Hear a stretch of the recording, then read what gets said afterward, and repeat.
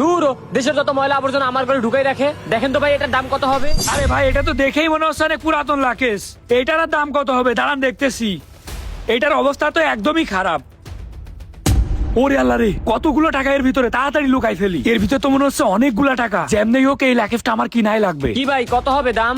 ভাই এই লাকেজ অনেক পুরাতন বুঝছেন, এর দাম বেশি হবে না। আর এর ভিতর শুধু একটা পুরাতন মশারি আছে, এর দাম আর কয় টাকা হবে? আরে মিয়া দাম যতই হোক না কেন ওটা নিয়ে কোনো সমস্যা নাই। এমনিতে আমার মাথা মাথা গরম আছে, কত দাম হবে সেটা বলেন। ভাই এই লাকেজের দাম আমি 100 টাকা দিতে পারবো। আরে দূরও মাত্র 100 টাকা? না ভাই 100 টাকা আমি লাগেজ বিক্রি করবো না, দেন আমার লাগেজ দেন। আরে ভাই রাগ করতেছেন কেন? আমি তো কথার কথা বললাম, আপনি একটা দাম বলবেন না? আপনি কত হইলে বিক্রি করবেন এইটা বলেন। ভাই এটা আপনি সর্বনিম্ন 300 টাকা বিক্রি করতে পারবেন। আমাকে 300 টাকা দেওয়ার দরকার নেই, আপনি আমাকে 200 টাকা দেন আর নিয়ে যান এটা। আচ্ছা দাঁড়ান ভাই, আপনারা 200 টাকাই দিচ্ছি, আপনি এত তাড়াহুড়া কইরেন না। এই যে নেন, এখানে 200 টাকা আছে। আচ্ছা ঠিক আছে ভাই, যান তাইলে। ওরে আল্লাহ রে, এই লাকেজের ভিতর কতগুলো টাকা আছে, তাড়াতাড়ি এটা নিয়ে ভাগি। বুঝতেই পারে না এর ভিতরে এতগুলো টাকা আছে। স্যার এটা শোক ভাইয়ের বাড়ি। আচ্ছা চলেন। সোহাগ সাহেব বাড়িতে আছেন? হ্যাঁ কেডা? কিরে এই মুহূর্তে কে আসলো? ও ভাই আপনি? আজকে আপনাদের 1 লক্ষ টাকা দেওয়ার কথা ছিল, ওই টাকাগুলো নিতে আসছি। ও আচ্ছা, আমি টাকাটা ম্যানেজ করে রাখছি, 1 মিনিট দাঁড়ান। এ রফিকুল কই রে? এ রফিকুল এদিকে আয়। আসতেছি ভাই। কি হয়েছে ভাই? এ তোর ঘরে পুরান লাগেজের ভিতরে 1.5 লাখ টাকা আছে, টাকাগুলো নিয়ে আয় তো। পুরান লাগেজের ভিতর 1.5 লাখ টাকা আছে মানে?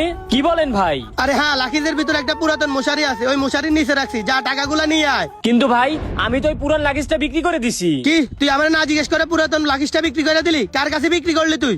আরে ভাই একটা ভাঙড়িয়ালা আসছিল, তার কাছে আমি বিক্রি করে দিছি। একটা পুরান লাগেজ আমি ভাবলাম আপনি ওটা দিয়ে কি করবেন, এই জন্য আমি বিক্রি করে দিছি। তাকে এখন আমি কই পাবো? কি সোহাগ সাহেব, আপনারা কি এখন আমার সামনে নাটক শুরু করে দিচ্ছেন নাকি?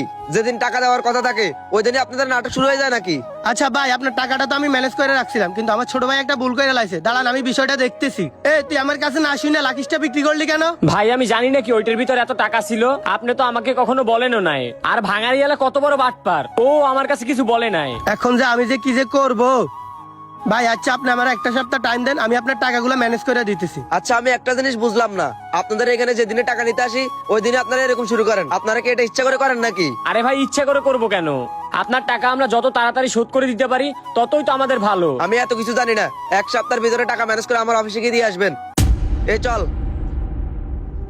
দেখ তোর জন্য সাধারণ একটা এনজিও অফিসার আজকে আমার এতগুলো কথা শুনাইলো, তুই একটা কাজ করার আগে ভেবে চিন্তা করবি না? আচ্ছা ভাই আমার ভুল হয়েছে, এখন আমি কি করবো আপনিই বলেন। আচ্ছা থাক, কিছু করা লাগবে না, যা হইব দেখা যাইব, চল। খুব টেনশনে আছি, কি করব আমি এখন কিছুই বুঝতেছি না। টাকাটা যে কই পামু? ভাই এই নেন আপনার টাকা।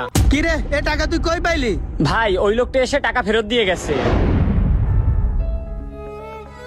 ও ভাই দেখেন তো এই টাকাগুলো আপনার নাকি? হ ভাই এই টাকা তো আমার।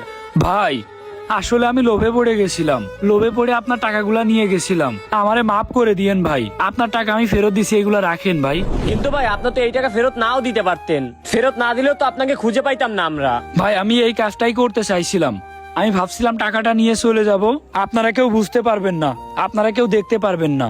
কিন্তু ভাই আমি তো ভুলে গেছিলাম উপরে আল্লাহ একজন আছে, তিনি সবকিছুই দেখেন। আমি লোভে পড়ে টাকাগুলা নিয়ে গেছিলাম ভাই, অতিরিক্ত লোভ কখনোই ভালো না। এই কারণে আমি আবার টাকাগুলা ফেরত দিয়ে দিছি। এই টাকাগুলো আপনার কোনো প্রয়োজনীয় হইতে পারে, আমি বুঝতে পারছি এই টাকা আমার নেওয়া একদমই উচিত হয়নি। আচ্ছা ভাই আপনি আমারে মাফ করে দিয়েন।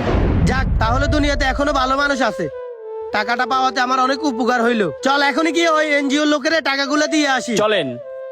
লোভ লালসা এমন একটা জিনিস, এটা যদি একটা মানুষের ভিতরে ঢুকে যায় তাইলে সে কখনোই ভালো থাকতে পারে না। আমাদের কখনোই কোনো কিছুর প্রতি অতিরিক্ত লোভ করা উচিত না। ভিডিওটা ভালো লেগে থাকলে অবশ্যই একটা কমেন্ট করে জানিয়ে যাবেন।